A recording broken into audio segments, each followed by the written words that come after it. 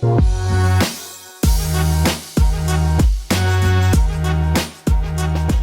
cap tables, I guess this is a topic that I spend a lot of time on, and I'm a little bit anal about, because I think that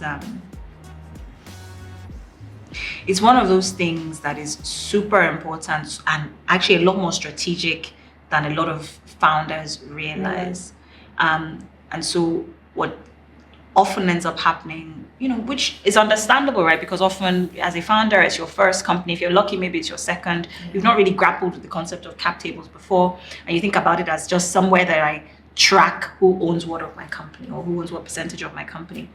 But it's actually a lot more strategic than that. Your cap table tells a story. It's everything from how much of my company do I own, how much of my company will I own over time as I continue to raise capital, at what point do I lose control of my company, what a cap table is, how to avoid, what a strategic cap table looks like, how to avoid a broken cap table as much as possible over time. I wonder if we should hold you to that, like teaching a cap table and building class. I kind of did a little bit of cap tables, not just as cap table class only, but I did it at the TLCom Female Founders Summit. We did like a masterclass on just being a little bit more strategic about fundraising. And the idea was to talk about things that, the non-obvious things that perhaps investors are a little bit more clued up on because you've seen many companies, for example.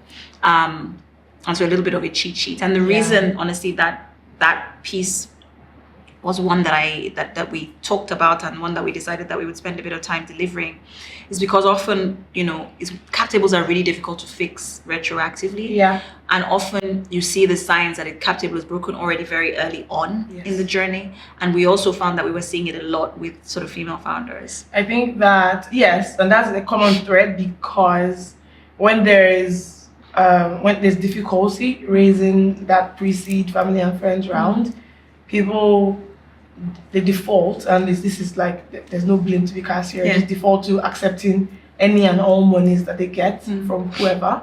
And the idea is, let me just get money and build, and we can fix it later.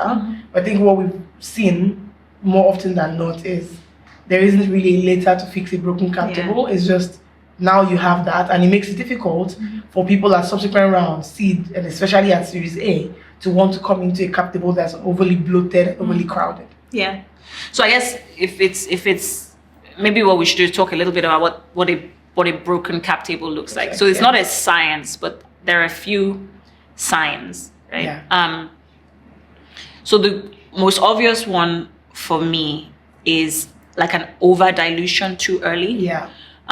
So you're talking to a pre-seed company and 25% of the company is already gone, right? And they've barely raised, they're talking about their pre-seed round, right? And 25% of the company is already gone. Or you're talking to a seed stage company and 50% of the company is already gone.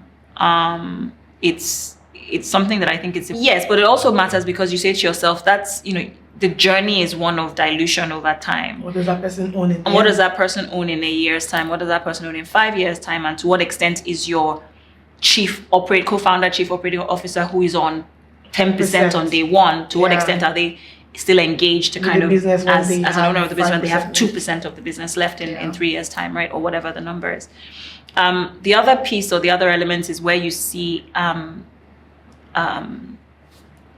investors whose strategies are not necessarily aligned, right? So you see this mix of somebody's venture, somebody is, somebody's impact, somebody's private equity, somebody, and we're talking about a seed stage company. Everybody's kind of already, because what you'll do is you'll create this tension of objectives.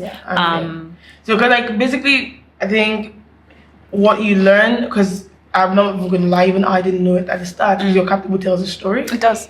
And you want that story to be one that's attractive to people, versus one where they just immediately spot the problem, I don't want any part. They're like, I don't want to have to deal with this.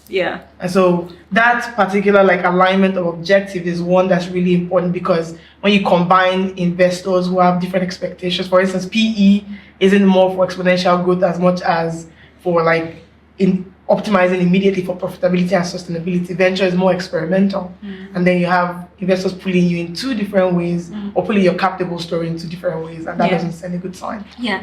And so it can be a big consideration, like you see a cap table, and sometimes, honestly, my heart goes out sometimes to founders. I'm like, oh, because it's hard to say no to money when you need it.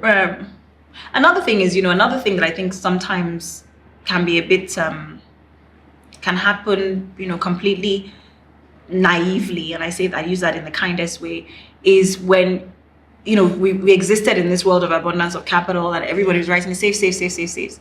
And you sort of save on top of save, on top of save, on top of save. And so you might think that you're sitting on a cap table in which you still own a significant chunk of your business. But you really the don't second you run saves, the math and you kind of, you convert those saves, and you realize that actually you're more underwater than you thought you were. And I think apart from just like the education around the cap table, this is giving a lot of ideas. There's also the education on the instruments that we used to raise. Yeah. Because safes have lulled founders into, and I think because of our ability to defer that eventuality into the future, people never grapple with it until it's too late.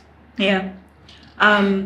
So there's so many little things to think about with cap tables, but I always say for an early stage founder, honestly, I think that the cap table is probably the most strategic. You don't have, especially super early, right? You probably don't have a product, you probably don't have, or maybe an MVP, you don't have very many customers. Yeah. You always have the cap table from day one. You can always think carefully about the cap table. Who do I want on it? Why? Exactly. How do they help me get to the next round? How do they open doors for me in the next round? How big is their fund? They have additional capital.